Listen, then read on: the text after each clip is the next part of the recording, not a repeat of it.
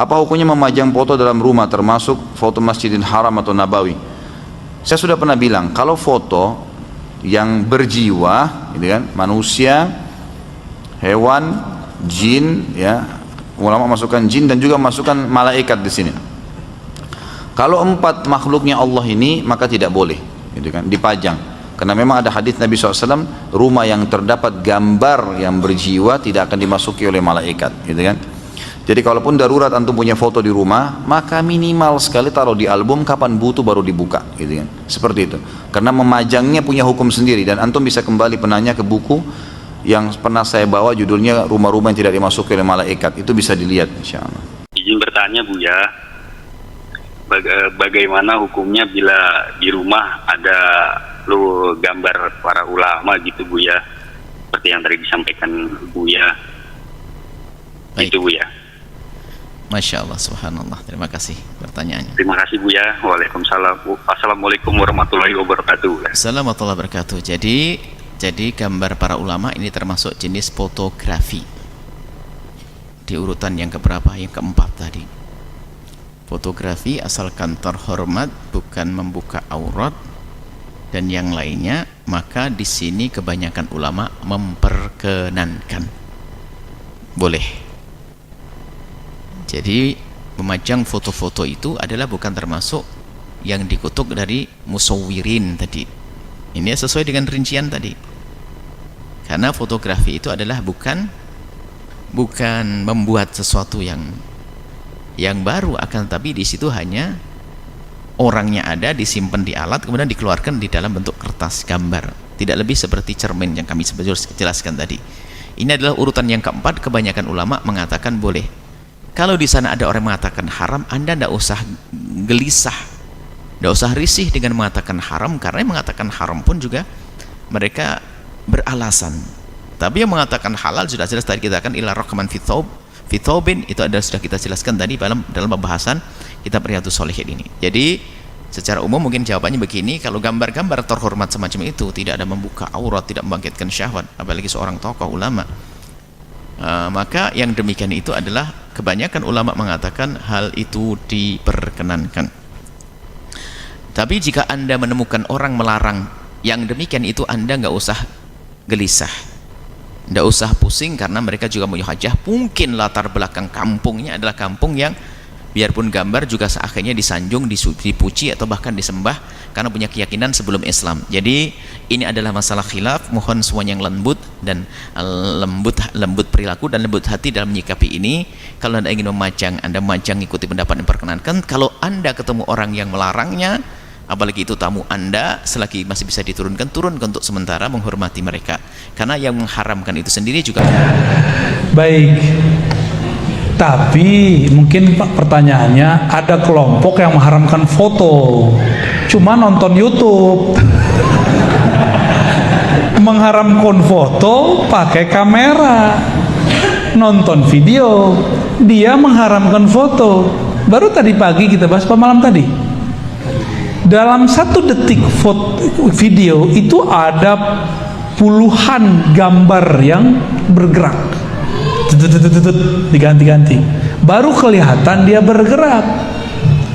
Maka yang mengharamkan foto, dia sedang mengharamkan sesuatu yang dia tidak mengerti.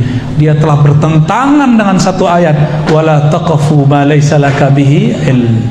Jangan kamu berpegang teguh dengan sesuatu yang kamu nggak ngerti. Jangan berfatwa untuk sesuatu yang kamu tidak faham. Oh itu kan gambar, lo gambar beda sama foto. Oh di hadisnya larangan buat gambar. Tunggu dulu, di dalam hadis ada penjelasan tentang gambar. Gambar bahasa Arabnya surah.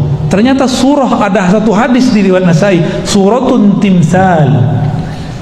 Surah timsal itu artinya patung yang disembah. Maka ulama kita yang mengerti dan bijak membolehkan untuk sarana pendidikan anak-anak buat gambar. Yang lucu itu ada fatwa, walaupun fatwa ulama terdahulu bagi saya lucu dan dipakai sekarang. Kalau gambar tumbuhan boleh, binatang nggak boleh. Kenapa? Tumbuhan nggak ada ruhnya. Lah emang tumbuhan nggak ada ruhnya? Tahu dari mana antum? Hah? sembarangan ngomong. Di tumbuhan itu ada ruh, namanya ar-ruh an-nabati. Di hewan ada ruh, namanya ar-ruh al-hayawani. Di diri kita lengkap ada ar-ruh an-nabati, ada ar-ruh al-hayawani, ada satu lagi yang menjadi asrar rahasia Allah, namanya ar-ruh al-kudusi atau ar-ruh an-nafsani. Sama, ruh hakikat jiwa. Di dalam jiwa itu ada inti, itu namanya ruh. Itulah yang membedakan kita dengan pohon. Dalil saya apa? Ada dalilnya banyak. Sabbaha lillahi ma fis samawati wa ma fil. Yang ngerti bahasa Arab, ma dalam bahasa Arab li ghairil aqir. Yang benar pohon itu bukan nggak punya ruh, pohon tuh nggak punya akal, ruhnya ada. Hewan aja nggak punya akal kok. Cuma disebut ada akal insting.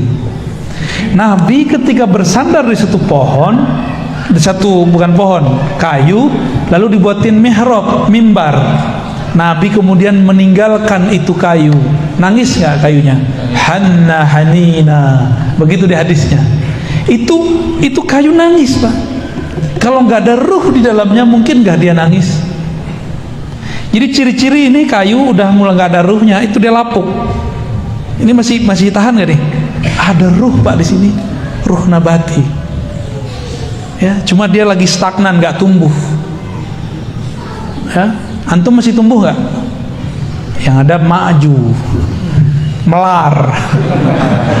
Ya, nasyahnya sudah nggak ada, yang ada melarnya. Oke, bener ya? Tuh perutnya, pegang aja perut sendiri. Jadi alam ini ada ruhnya, maka menggambar pohon, menggambar hewan, menggambar manusia bagi saya sama, ada ruhnya. Yang nggak boleh itu timsal yu'bad. Dia ada bentuknya, ada ukirannya. Bahkan foto biasa disembah aja nggak boleh. Dia nggak ukiran, dia nggak patung, disembah nggak boleh. Oke? Baik. Kalau nyimpan foto istri boleh nggak? Udah. Boleh. Boleh. Syirik loh. Syirik loh. Kaget. Itu punya foto akhwat nggak? Nggak ada. Istri orang nggak boleh, Ustaz. Hah? Istri orang nggak boleh, ya? Nggak boleh.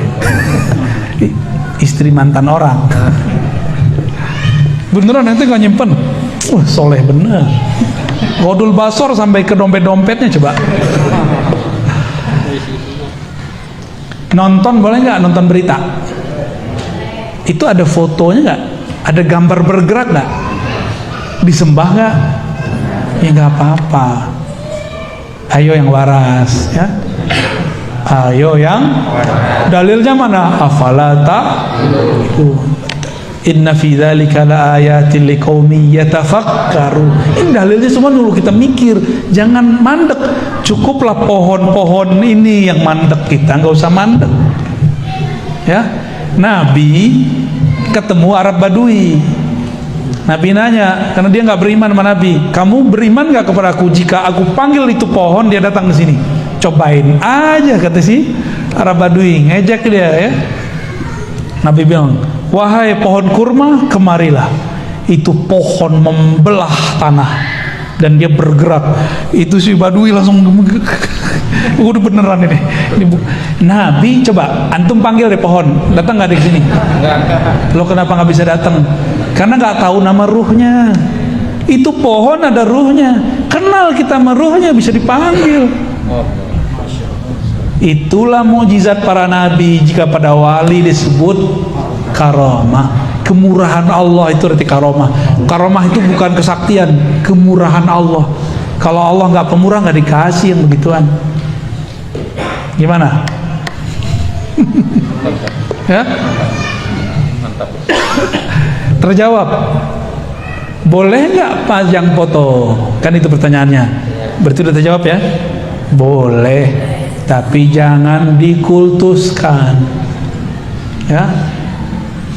Ntar lakinya iri lagi ya, Maka suami istri harus mengerti ilmunya kalau bisa sama, sehingga kalau suaminya atau istrinya majang foto gurunya, nggak ada kecemburuan.